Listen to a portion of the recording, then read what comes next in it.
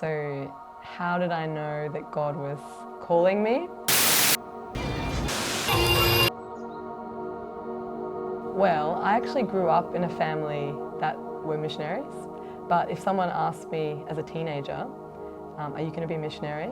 I would tell them, are you going to be a missionary?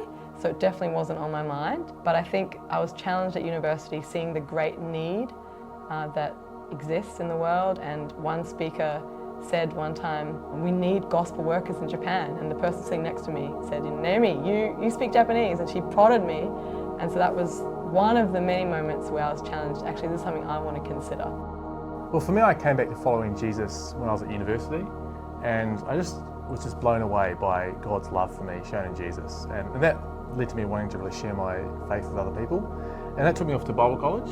At that point I was just thinking I wanted to stay in New Zealand and be sharing the gospel. But the former head of New Zealand CMS gave a talk one time just challenging all us to think about global mission, to think actually all of us need to consider whether we can cross cultures to share Jesus. And that made me think, hey, I've been on an exchange in Japan before, maybe that's something God could use. But there's then meeting Naomi that we started to work out actually as a pair, God really had gifted us and given us the experiences and the ability to make going to Japan a real possibility.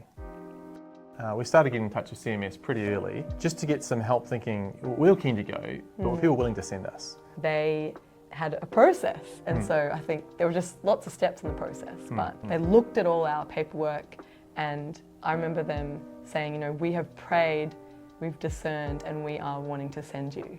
As we headed to Japan, there's just so many steps along the way, just so many practical steps required, and CMS were just with us the whole way, helping us to know what to do, what to think about, and helping us to get further training about cross-cultural ministry.